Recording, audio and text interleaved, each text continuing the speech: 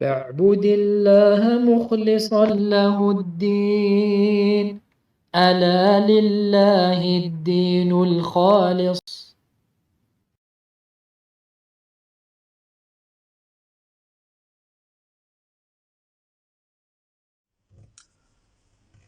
الحمد لله وحده والصلاة والسلام على من لا نبي بعده وعلى آله وأصحابه أما بعد فإخوتي في الله والأخوات السلام عليكم ورحمة الله وبركاته. فنواصل إن شاء الله تعالى قراءتنا لشرح التمهيد لشرح كتاب التوحيد الذي هو حق الله على العبيد لمعالي الشيخ الصالح ابن عبد العزيز آل الشيخ حفظه الله تعالى. فإن شاء الله تعالى سنختم شرح الباب الأخير وهو باب من الشرك النذر لغير الله تعالى مع المسائل لهذا الباب. فقال المؤلف رحمه الله تعالى فيه مسائل. الأولى وجوب الوفاء بالنذر. Donc on poursuit Inch'Allah Ta'ala l'explication de Kitab al-Tawhid et on va donc terminer aujourd'hui le chapitre intitulé fait partie du polythéisme al-nadhru, donc l'engagement pieux pour autre qu'Allah Tabaraka wa Ta'ala, en évoquant donc les masail, les points importants et essentiels de ce chapitre. Donc il dit l'auteur rahimahullahu ta'ala, le premier point, l'obligation de respecter le nadr, l'obligation de respecter, d'honorer, de s'acquitter de son engagement pieux. طيب قال الشيخ العثيمين يعني نذر الطاعة فقط لقوله عليه الصلاة والسلام من نذر أن يطيع الله فليطيعه، ولقول المؤلف رحمه الله في المسألة الثالثة أيضا إن نذر المعصية لا يجوز الوفاء به. Donc il dit, donc le premier point, le Cheikh al-Uthaymin rahimahullah, donc l'obligation de respecter l'engagement pieux lorsqu'on en fait un. On parle bien sûr ici de l'engagement d'obéissance seulement, d'accord? Et cela en vertu du hadith de Nabi sallallahu alayhi wa sallam qui a dit celui qui s'engage pieusement à obéir à Allah tabarak wa ta'ala, qu'il l'obéisse, d'accord? Et on va voir aussi la parole de l'auteur dans le troisième point où il a dit le nadr, l'engagement pieux de désobéissance, bien sûr, il est interdit de s'en acquitter, d'accord? نعم. فهذا الباب إن شاء الله أقرأ هذا الباب إن شاء الله. قال المؤلف رحمه الله باب من الشرك النذر لغير الله تعالى وقول الله تعالى يوفون بالنذر ويخافون يوما كان شره مستطيرا وقوله تعالى وما أنفقتم من نفقة أو نذرتم من نذر فإن الله يعلمه. وفي الصحيح عن عائشة رضي الله عنها أن رسول الله صلى الله عليه وسلم قال من نذر أن يطيع الله فليطيعه ومن نذر أن يعصي الله فلا يعصيه. طيب وذكرنا المسألة الأولى. الثانية قال إذا ثبت كونه عبادة لله فصرفه إلى غيره شرك.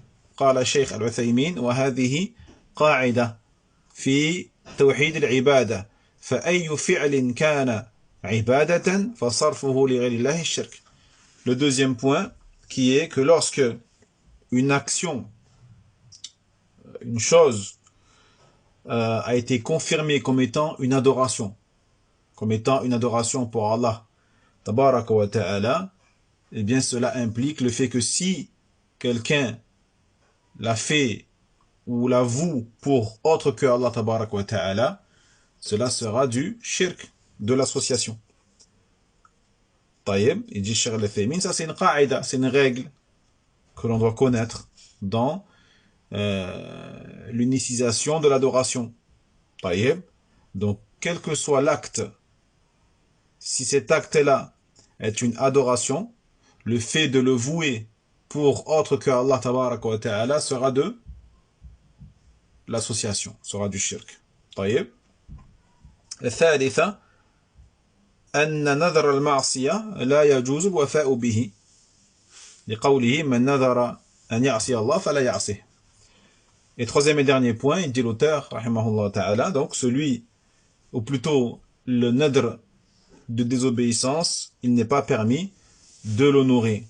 D'accord? Et cela en vertu du hadith, encore une fois, le Nabi sallallahu alayhi wa sallam qui a dit, celui qui fait un engagement pieux de désobéir à Allah, qu'il ne lui désobéisse pas. Donc ici on a clôturé donc ce chapitre-là, qui est le chapitre 11. On passe donc au chapitre suivant, Inch'Allah ta'ala.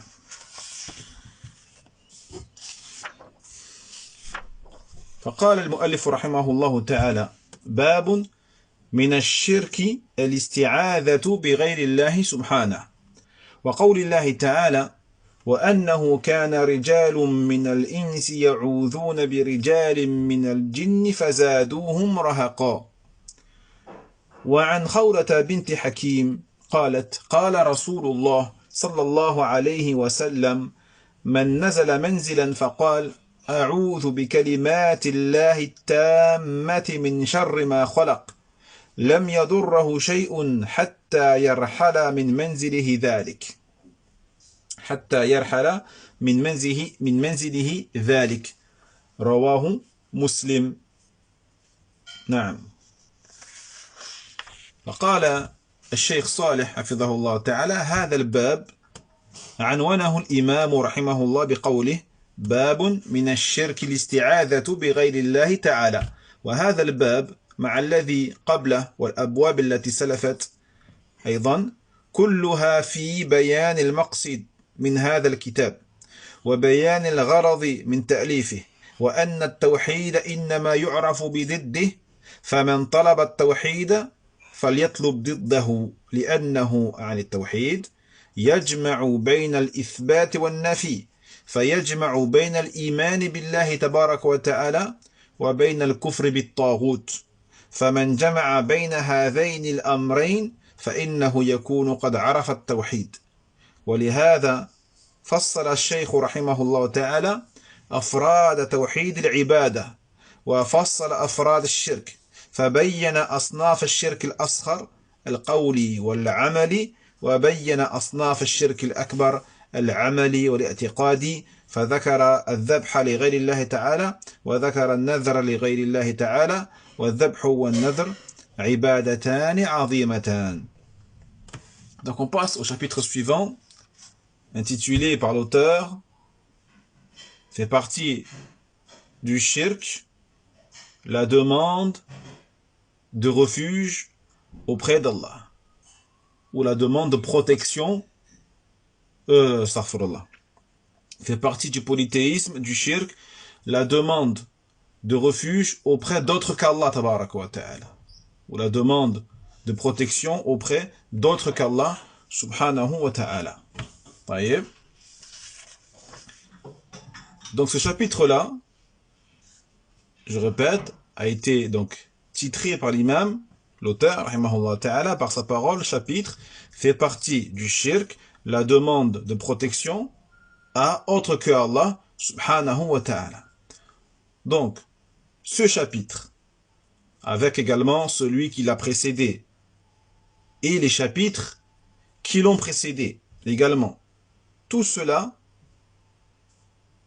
a été rédigé pour exposer l'objectif même de ce livre. Le but de la rédaction de cet ouvrage est que le tawhid ne peut se connaître notamment qu'à travers son opposé. Ainsi, celui qui veut étudier le tawhid, qui veut atteindre la conception authentique et concrète du tawhid, il se doit d'étudier son contraire. D'accord?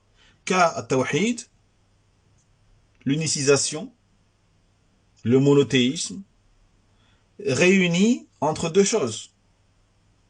Le tawhid, il est réuni entre deux choses, qui sont l'ithbat, l'affirmation, et al-nafi, la négation.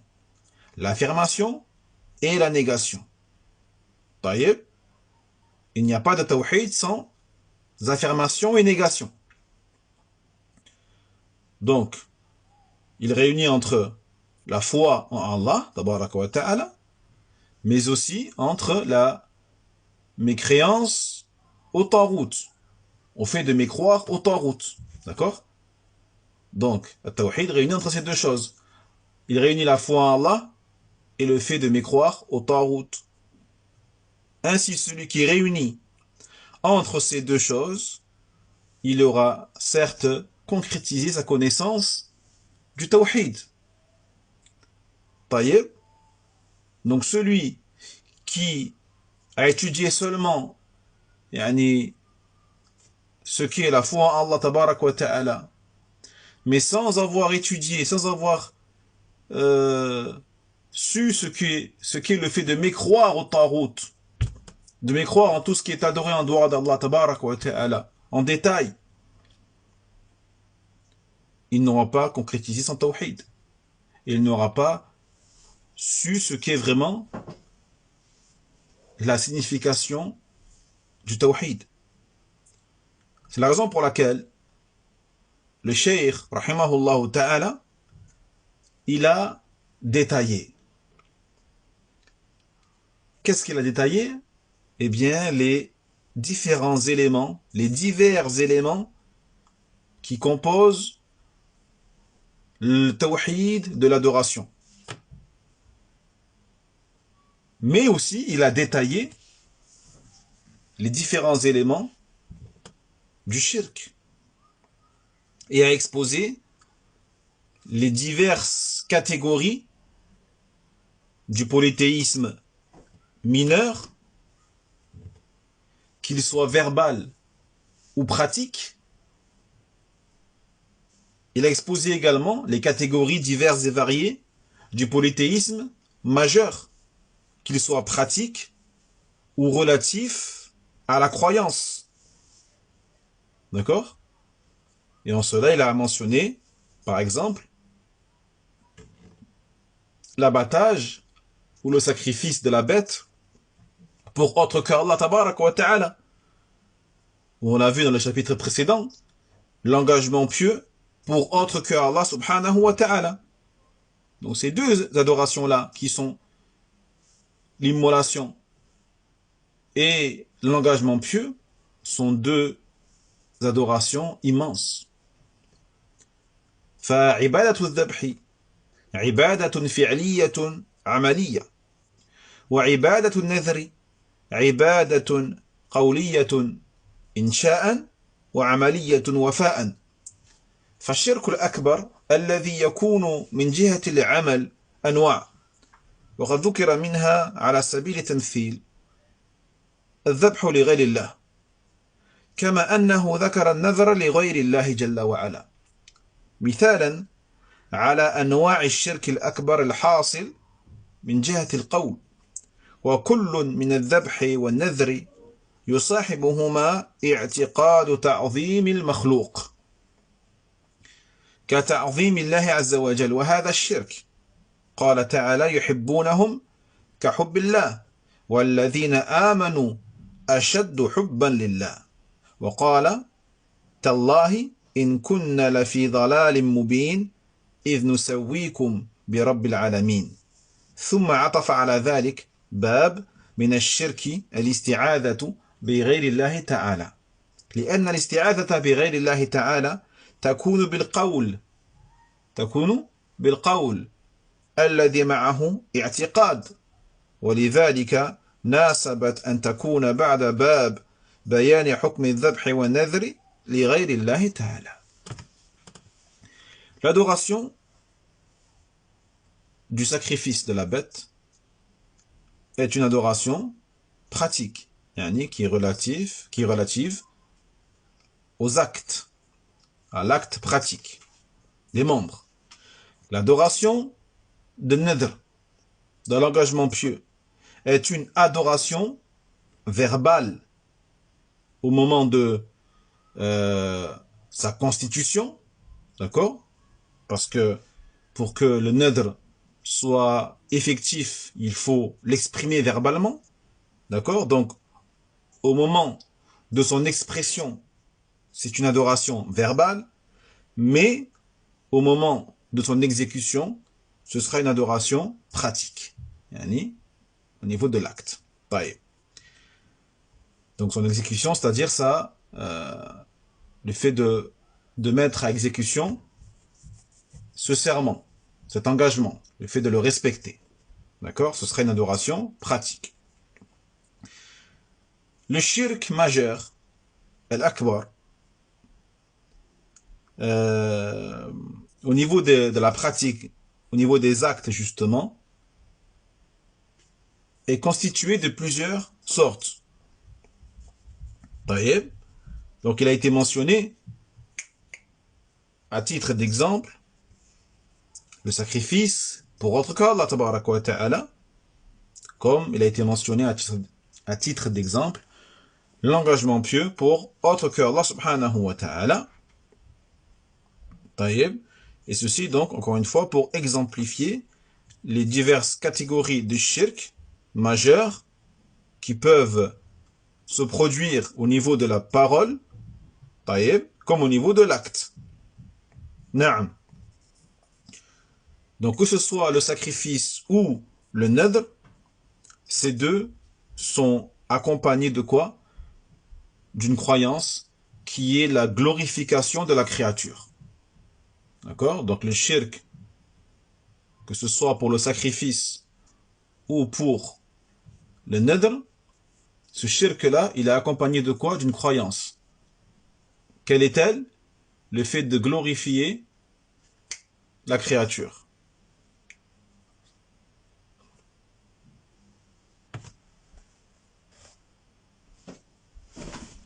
Le fait de glorifier la créature.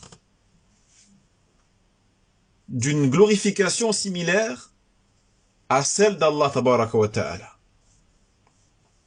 Donc ceci est naturellement du shirk.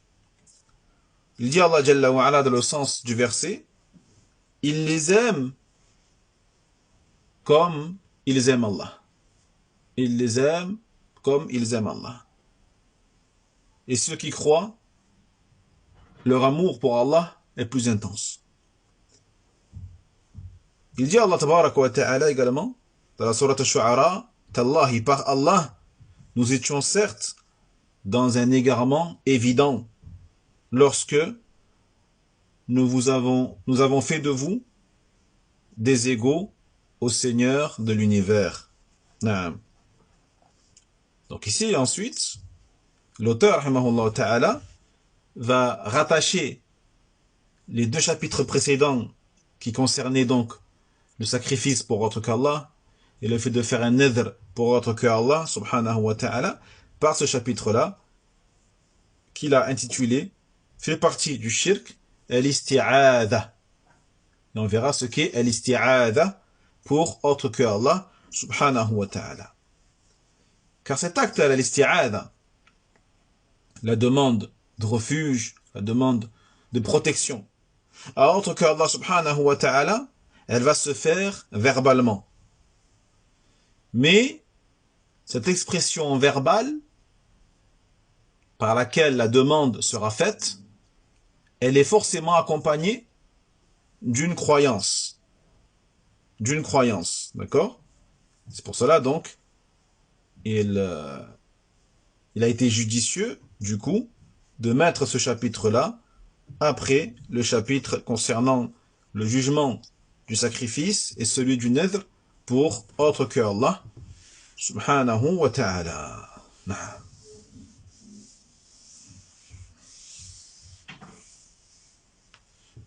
طيب وقوله رحمه الله من الشرك منها هنا تبعيضية كما ذكرنا فيما سبق من الأبواب والشرك المقصود هنا هو الشرك الأكبر أي من الشرك الأكبر الاستعاذة بغير الله سبحانه لأن الألف واللام أو اللام وحدها الداخلة على قوله الشرك هي للعهد فتكون عائدة إلى الشرك المعهود وهو الأكبر يعني باب من الشرك الأكبر الاستعاذة بغير الله سبحانه وتعالى. Puis il dit le cheikh, donc la parole de l'auteur, min ash-shirki, fait partie du shirk. Donc le min ici, hein, la particule min, elle est tab'idiyya. Comme on l'a déjà vu dans les chapitres précédents, tab'idiyya, ça veut dire qu'elle va exprimer un élément d'une entité. Un élément qui fait partie d'une entité. Et en l'occurrence ici, l'entité c'est ash-shirk. D'accord? Donc, c'est pour ça que l'on traduit par fait partie du shirk, ceci et cela. Yani à travers ce min, qui exprime cette subordination. Naam. Donc, le shirk ici, dont on parle dans cette phrase-là, c'est le shirk akbar, et pas le shirk asghar. C'est le shirk majeur. D'accord? Naam.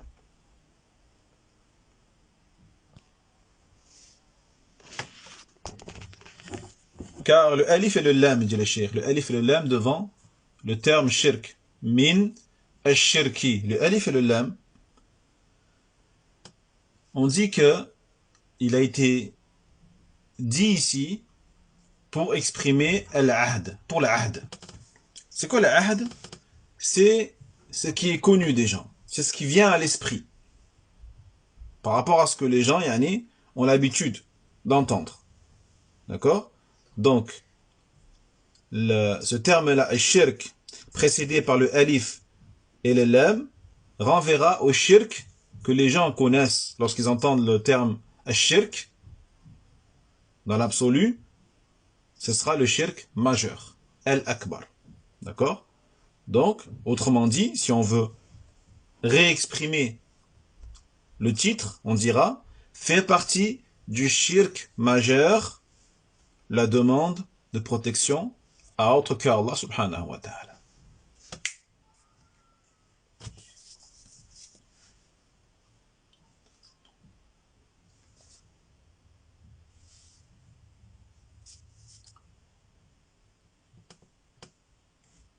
نعم.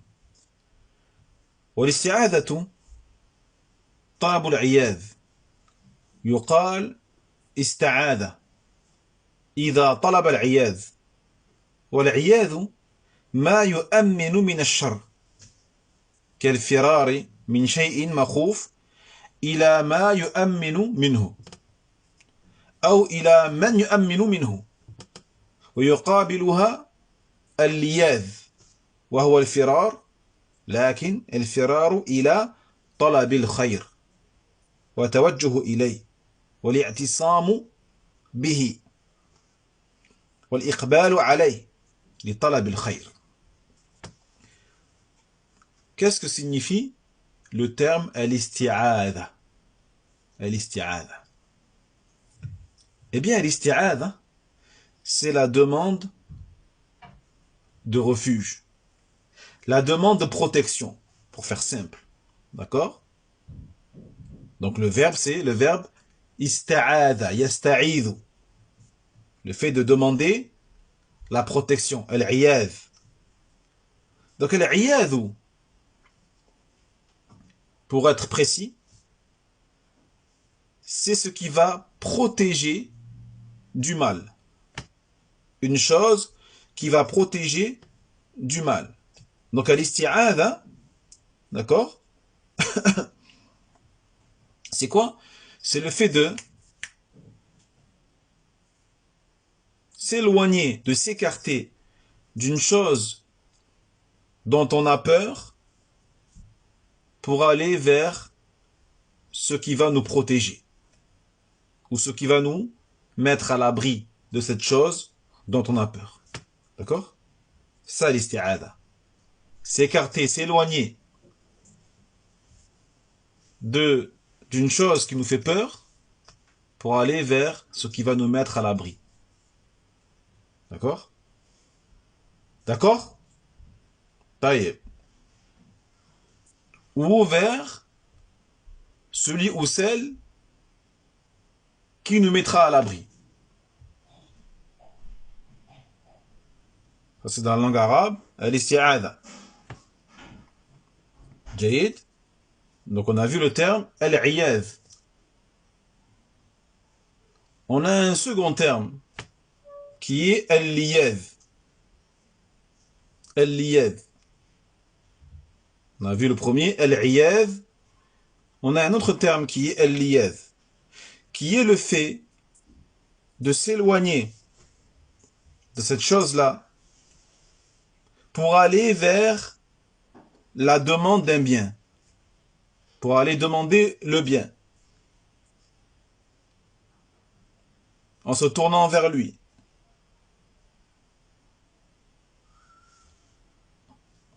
Taïeb, en s'orientant vers lui, pour demander le bien. D'accord? Donc, al-iyad, c'était pour demander la protection contre un mal, et al-liyad, pour demander l'obtention d'un bien. D'accord? Taïeb? Alhamdulillah.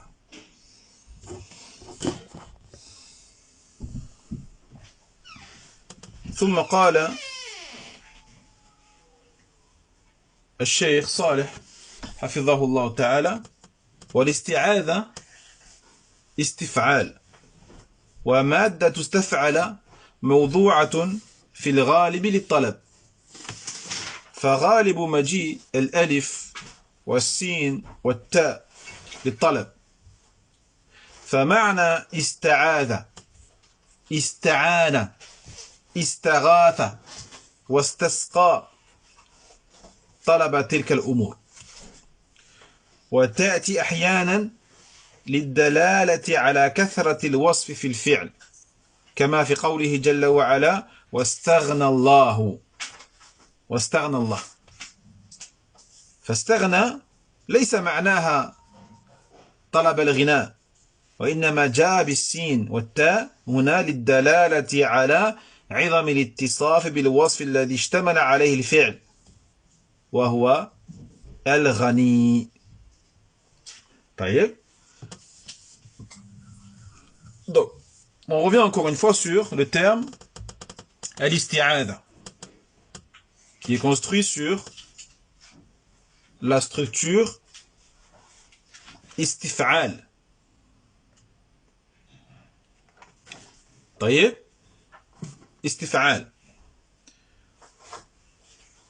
Donc la structure istaf'ala, en général, elle sert à exprimer la demande de quelque chose. Istaf'ala, la demande de quelque chose. D'accord? Donc lorsque tu vois au début du mot en arabe ces trois lettres, al-alif, al-sin et al-ta, en général, ça va exprimer la demande. À titre d'exemple, ista'adha, demander la protection. Ista'ana, demander l'aide. Istaghatha, demander le secours. Istasqa, demander l'eau ou la pluie. D'accord? Donc, on a vu ici, à chaque fois, ces verbes-là qui commençaient par al-alif, wa sin, wa ta, servent à exprimer une demande. Mais attention, parfois, cette structure peut exprimer autre chose. Elle pourra exprimer le fait que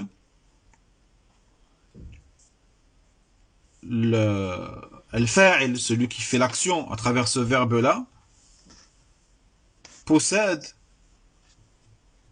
une caractéristique forte dans ce verbe ou dans cette action. Comme dans la parole d'Allah Tabarak wa Ta'ala, la sourate At-Taghabun, wastaghna Allah. Donc ici, on a le verbe istaghna.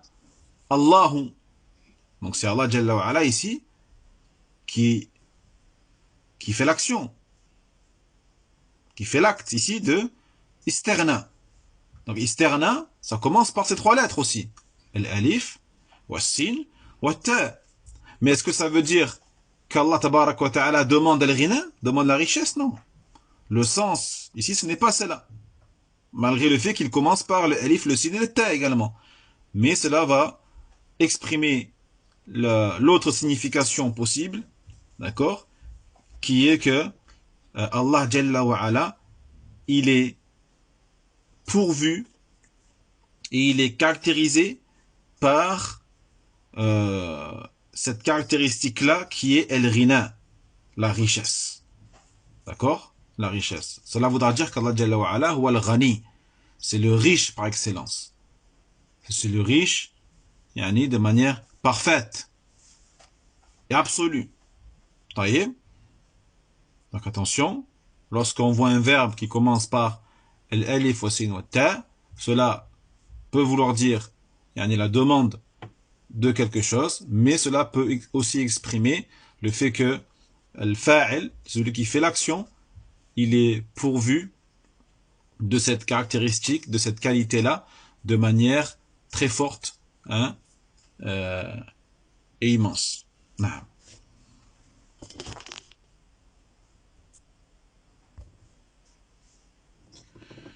فاستعاذ واستغاث واستعان وأشباه ذلك فيها طلب، والطلب من أنواع التوجه والدعاء، لأن الطلب يدل على أن هناك من يطلب منه، والمطلوب منه لما كان أرفع درجة من الطالب كان الفعل المتوجه إليه يسمى دعاء.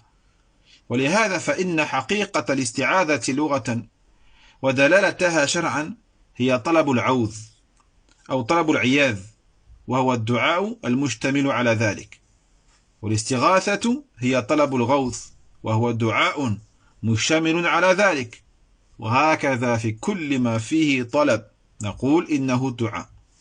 وإذا كان دعاء فإنه يكون عبادة، والعبادة حق لله تبارك وتعالى وحده دون من سواه، كما قام الإجماع على هذا ودلت النصوص عليه، كقوله سبحانه وأن المساجد لله فلا تدعوا مع الله أحدا، وكقوله وقضى ربك ألا تعبدوا إلا إياه، وكقوله أيضا واعبدوا الله ولا تشركوا به شيئا. إذن فكل فعل من الأفعال أو قول من الأقوال فيه طلب يكون عبادة لأنه دعاء، وكل طلب فهو دعاء. Donc, que ce soit le verbe ista'adha, istaghatha, ista'ana et autres que cela, eh bien on a vu que cela renfermait une demande. D'accord? Et talab, le fait de demander, la demande, fait partie des formes d'invocation, d'orientation vers Allah tabaraka wa ta'ala, car la demande indique forcément qu'il y a quelqu'un à qui l'on demande, à qui on a fait cette demande. D'accord? Donc ce quelqu'un à qui on a demandé quelque chose, lorsque il est à un niveau supérieur au demandeur, d'accord? Cet acte-là, cette demande, donc qui est adressée à quelqu'un qui est supérieur à toi, qui est supérieur au demandeur, cet acte-là, cette demande, on dit que c'est une dua. On dit que c'est une dua. D'accord? C'est pour cela que la réalité de la demande de protection dans la langue arabe et ce que cela implique religieusement, c'est la demande de protection. Et c'est donc c'est la dua donc qui renferme cela. D'accord? De la même manière, l'istighatha, la demande de secours, c'est la demande donc d'aide, la demande de secours. C'est une invocation, une demande, une dua qui renferme cela. Et on pourra dire cela pour tous les verbes qui renferment une demande. On dit que c'est une dua lorsqu'elle est faite, lorsqu'elle est adressée à quelqu'un qui est supérieur à nous, en l'occurrence Allah subhanahu wa ta'ala, on dit que c'est une dua. Et vu que c'est une dua, eh bien c'est une adoration. Et l'adoration est un droit qui appartient à Allah tabaraka wa ta'ala et à Allah seul. Et à personne d'autre. Comme, bien sûr, les savants sont unanimes sur cela. Et comme l'ont prouvé les textes, que ce soit la parole d'Allah tabaraka wa ta'ala de la sourate Al-Jinn, dans le sens rapproché, certes les mosquées appartiennent à Allah, n'invoquez avec Allah personne. Ou dans la sourate Al-Isra, dans le sens du verset, et ton Seigneur a décrété n'adorer que lui. Ou la parole d'Allah tabaraka wa ta'ala, et adorer Allah et ne lui associer rien. Par conséquent, tout verbe, toute parole qui contient une demande sera une adoration. Car c'est une dua. Car c'est une dua. Et toute demande est une dua. طيب. فالطلب يختلف نوعه ومسماه باختلاف المطلوب منه. فإذا كان الطلب من مقارن فيسمى التماسا، وإذا كان لمن هو دونك فيسمى أمرا، وإذا كان ممن هو أعلى منك فيسمى دعاء. والمستعيذ والمستغيث لا شك أنه طالب ممن هو أعلى منه لحاجته إليه، فلهذا يصح أن يكون كل دليل فيه ذكر إفراد الله تعالى بالدعاء أو بالعبادة دليلا على خصوص هذه المسألة، وهي أن الاستعاذة عبادة من العبادات العظيمة، وإذا كانت كذلك فإن إفراد الله بها واجب. نعم. Puis il dit, donc الطلب, la demande,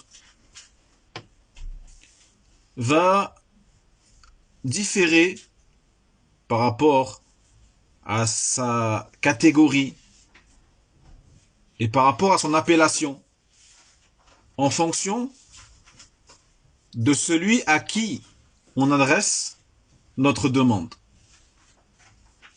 C'est-à-dire, lorsque cette demande, elle est adressée à quelqu'un qui est au même niveau que le demandeur, au même niveau que le demandeur, eh bien cette demande sera appelée iltimas. هذا الطلب يسمى التماسا. On dit que c'est un iltimas. Si cette demande, elle est adressée à quelqu'un qui est inférieur au demandeur, on dit que c'est un ordre, amr. Taïeb, on dit que c'est un ordre, amr. Et si elle est adressée à quelqu'un qui est supérieur à toi, on dit que c'est une dua. On dit que c'est une dua. Donc celui qui demande la protection, celui qui demande le secours, il n'y a aucun doute que il est en train de demander, que c'est un demandeur et qui adresse sa demande à quelqu'un qui est supérieur à lui, car il a besoin de lui. Jaïd, sinon il ne lui demanderait pas le secours ou la protection. C'est pour cela qu'il est donc juste de dire que toute preuve dans laquelle il y a la mention de l'unicisation d'Allah tabaraka wa ta'ala à travers ad-du'a ou à travers l'adoration sera une preuve de la particularité de ce point-là, de cette question-là, qui est que la demande de protection est une adoration parmi les adorations immenses d'Allah tabaraka wa ta'ala. Jayyid. Et étant donné que c'est une adoration, eh bien le fait de uniciser Allah tabaraka wa ta'ala à travers la demande de protection est obligatoire. نعم. نكتفي بهذا إن شاء الله، والعلم عند الله، وآخر دعوانا أن الحمد لله رب العالمين، وصلى الله على نبينا محمد وعلى آله وأصحابه أجمعين وسلم تسليما. بارك الله فيكم. Wassalamu alaikum wa rahmatullahi wa barakatuh. وينجي الله الذين اتقوا بمفازتهم لا يمسهم السوء ولا هم يحزنون